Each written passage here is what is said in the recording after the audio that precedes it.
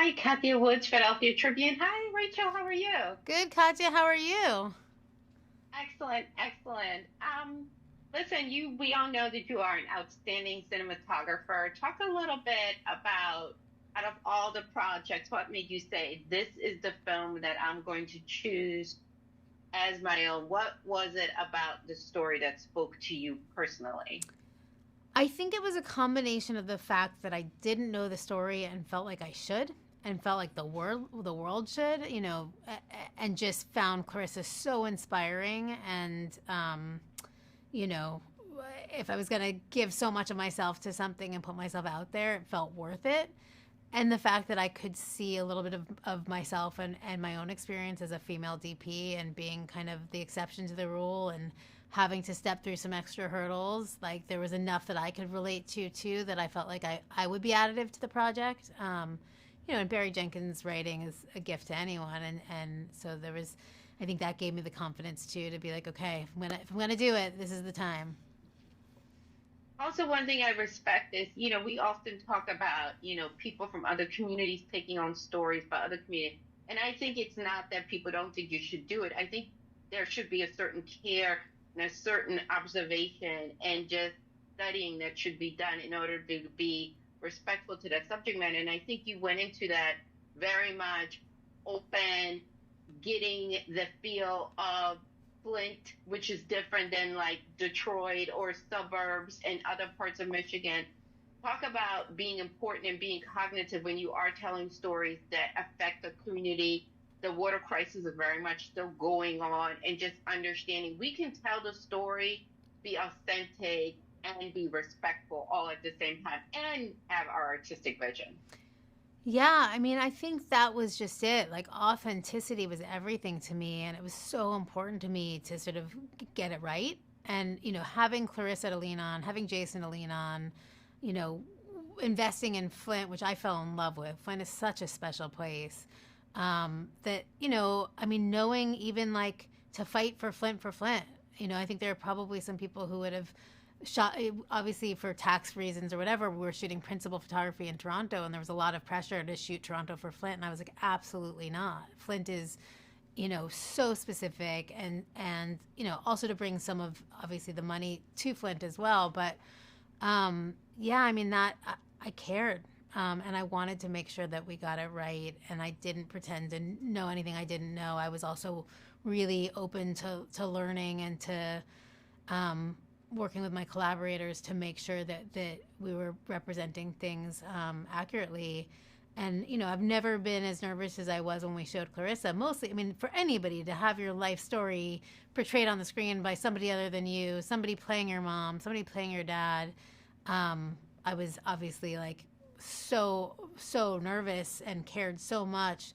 And then, I don't know that I've ever felt more validated than her love of the film and appreciation of the film, and her feeling like we got it right. So thank God.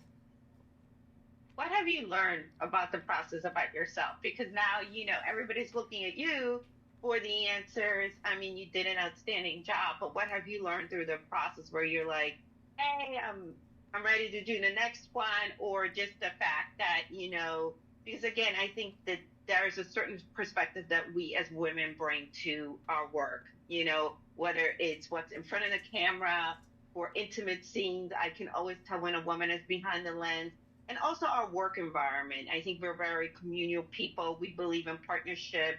We understand what it's like when things are not going the way they should be. So, what have you learned in that process about yourself as a leader?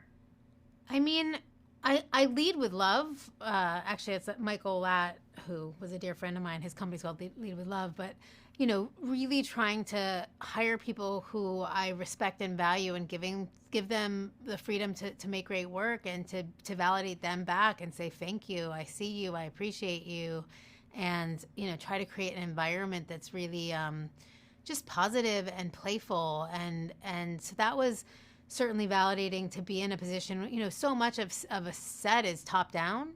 So to be at the top and be able to create the set that I wish, I'd always been able to operate on, was really, I don't know, yeah, fulfilling. And then about myself, I think, I read that quote, daring greatly, like over and over, about sort of the man in the arena, and putting yourself out there in a real way, that like to really have lived, you have to make yourself vulnerable.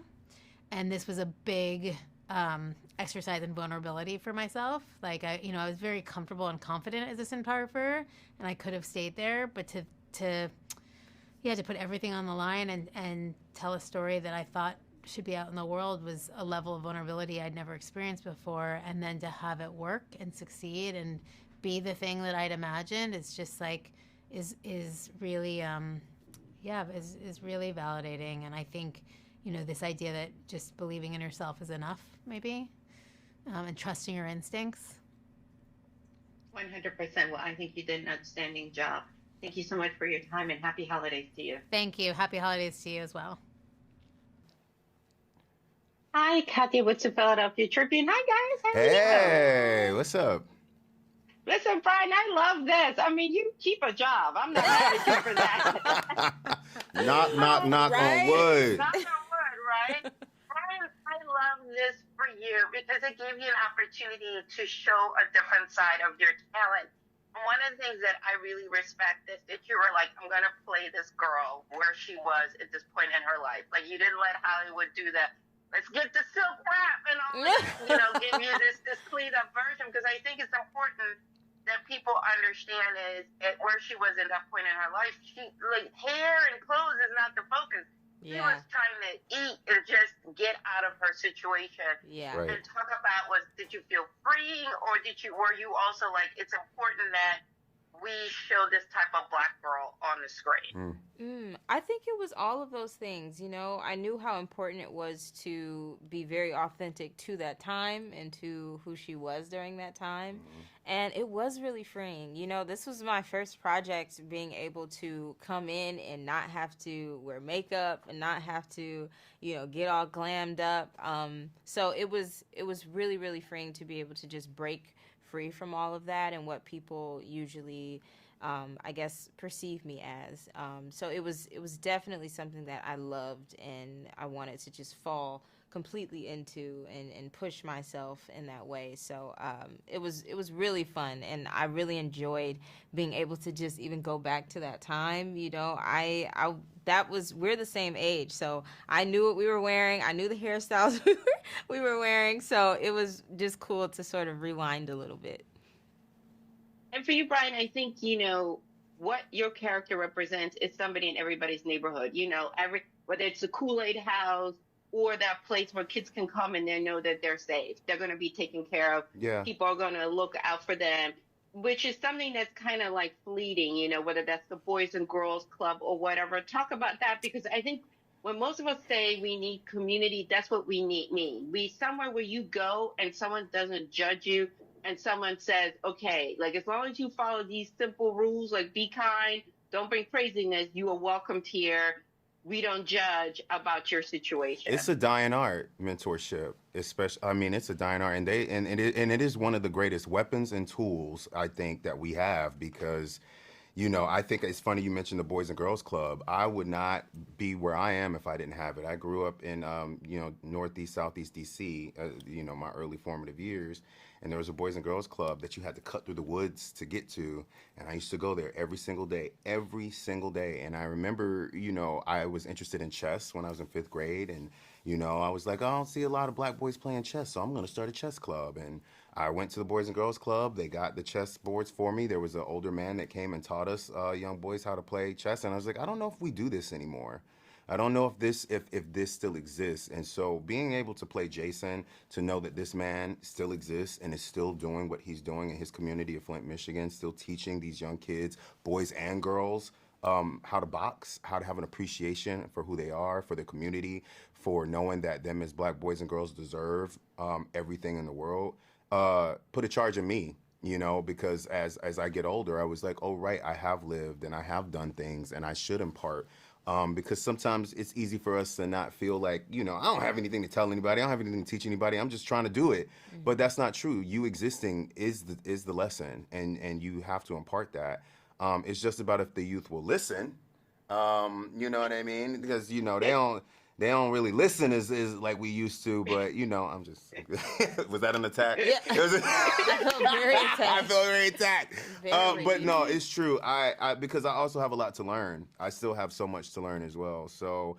I don't know. This is truly a love letter. This is a love letter to all the mentors, to all the coaches, to all the trainers, to even like just family members who foster our dreams and really want to encourage us. I would not be here doing what I'm doing if they didn't exist.